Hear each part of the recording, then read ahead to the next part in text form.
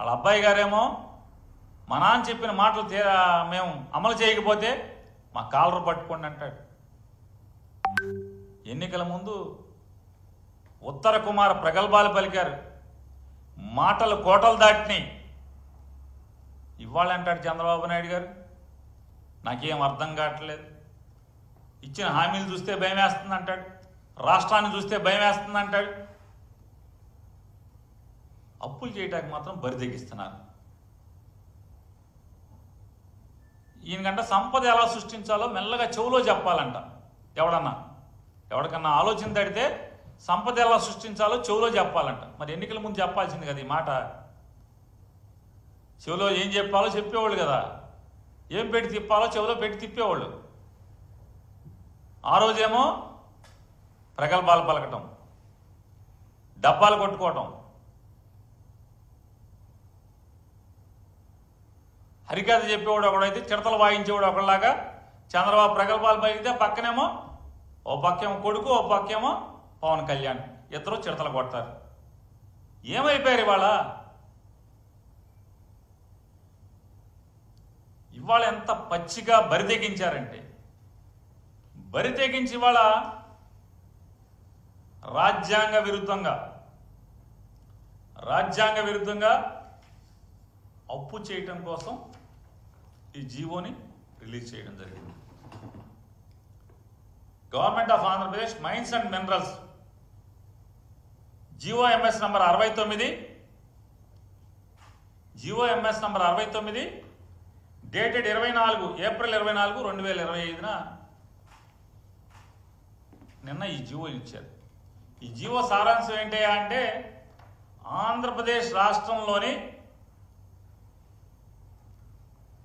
1,91,000 కోట్ల విలువైనటువంటి 436 మైన్స్, 436 గనులు, 1,91,000 కోట్ల రూపాయల విలువైన ఈ గనులు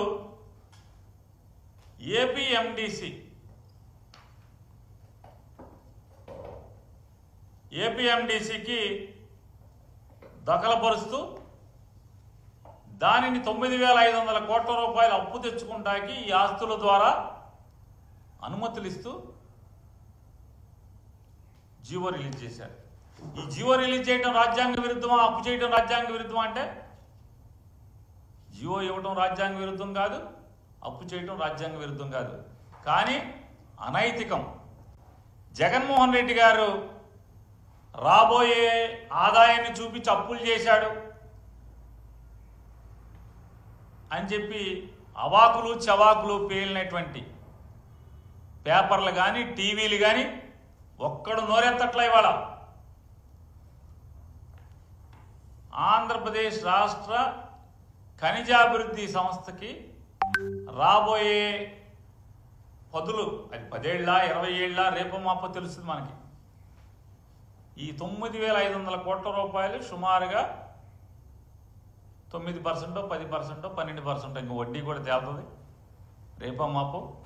ఈ వడ్డీకి అప్పు తేవటం అనేది అంటే జగన్మోహన్ రెడ్డి గారు చేస్తేనేమో బూతు. ఈ పసుపు పత్రికలు, పసుపు టీవీలన్నీ కూడా గోలగోల చేస్తాయి. పొద్దున ఒక డిబేటు, సాయంత్రం ఒక డిబేట్ పెట్టి ఎవడగాడు వచ్చి అసలు మామూలు మెల్లో కండువాలు, నెత్తి మీద కర్చీపులు, టోపీలు పెట్టుకుని ఇష్టారాజ్యంగా మాట్లాడారు. ఇవాళ పెట్టండి డిబేట్ దీని మీద. ఈ 1,91,000 కోట్ల రూపాయల విలువైన 436 గనులు యొక్క రాబోయే సంవత్సరాల ఆదాయాన్ని, మైనింగ్ లీజులు కానీ ఇటువంటి దాని మీద వచ్చే వివిధ రాబడులన్నీ కూడా ఒకే అకౌంట్లో, ఒకే బ్యాంక్ అకౌంట్లో జమ చేయాలనేది నిబంధన విధిస్తూ ఈ జీవోని రిలీజ్ చేస్తూ 9,500 కోట్ల రూపాయలు తేవాలి. ఎలా తేవాలంట? ఒకవేళ 6 మాసాల ఇన్స్టాల్మెంట్లు బ్యాంకులో వేసెట్ పెట్టాలంట. ఏపీఎండిసి 6 మాసాల కట్టాల్సినటువంటి ఈ అప్పుకి 9,500 కోట్ల రూపాయలకి కట్టాల్సినటువంటి వడ్డీ కానీ, ఇన్స్టాల్మెంట్ కానీ, అసల్లోని కొంత మొత్తాన్ని బ్యాంక్ అకౌంట్లో 6 మాసాలకు సరిపడా ఎప్పుడు ఉండాలంట బ్యాంకులో. ఈ 6 మాసాలకు సరిపడా ఎప్పుడు బ్యాంకులో లేకపోయినా రాష్ట్ర ప్రభుత్వానికి సంబంధం లేకుండా, రాష్ట్రానికి చెప్పకుండా సరాసరి ఆర్బీఐ దగ్గర ఆంధ్రప్రదేశ్ రాష్ట్ర ప్రభుత్వ ఖజానాకి సంబంధించిన బ్యాంక్ అకౌంట్లోంచి వాళ్ళు సరాసరి డ్రా చేసేసుకోవచ్చు అంట. ఎవడాడు? ఒక ప్రైవేట్ కంపెనీ వాడు. ఒక ప్రైవేట్ కంపెనీ వాడు ఏపీఎండిసికి 9,500 కోట్లు అప్పులు ఇస్తారు.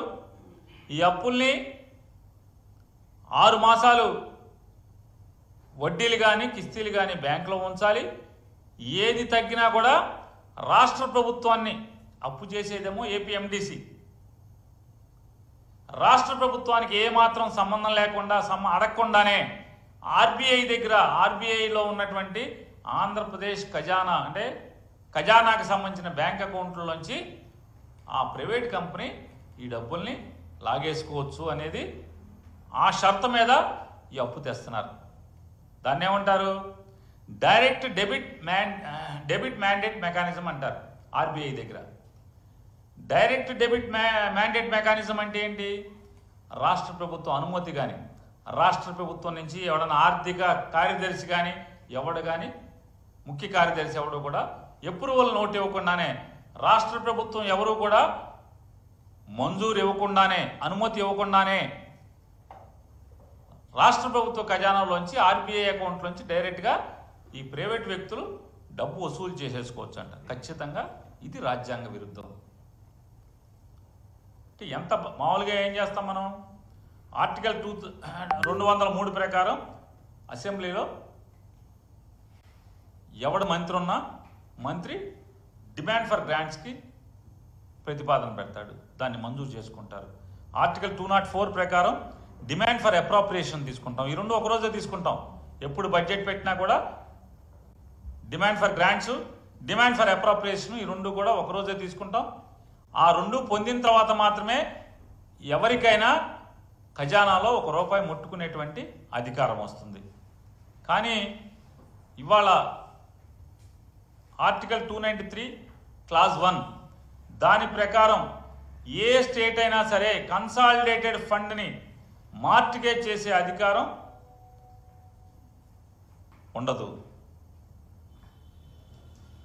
ఈ 293 క్లాజ్ 1 అంటే రాజ్యాంగానికి ఎలా విరుద్ధం అంటే, రాజ్యాంగం ప్రకారం అయితే రాష్ట్ర ప్రభుత్వం సరాసరి అప్పు చేసుకోవాలి, లేదా కార్పొరేషన్ చేసుకుంటే ప్రభుత్వం గ్యారెంటీ ఇవ్వాలి. ఒకవేళ కార్పొరేషన్ కట్టకపోతే కనుక దాన్ని ఏదో రెండో పద్ధతిలో వసూలు చేసుకోవటమే. ఆ కార్పొరేషన్ మీద సూ చేయటమా, కోర్టుకు వెళ్తామా, లేకపోతే వారికి ఉన్నటువంటి హక్కులను ఉపయోగించి ఆ కార్పొరేషన్ మీద లీగల్ చర్యలకు వెళ్తామే తప్పితే ప్రభుత్వానికి సంబంధం లేకుండా, ప్రభుత్వ అనుమతులు లేకుండా, అంటే రాష్ట్ర ప్రభుత్వం వారి సొంతానికి ఈ రాష్ట్ర ప్రజల అవసరాల కోసం ₹1 ముట్టుకోవాలన్నా demand of grants, demand of appropriation అసెంబ్లీలో పాస్ చేసుకోకుండా ₹1 ముట్టుకుంటాకి లేకుండా ఉన్న పరిస్థితులు ఉంటే, కానీ ఇక్కడ ఈ ప్రైవేటు బాకీదారుడు ఎవరైతే ప్రభుత్వాన్ని అంటే ఎండి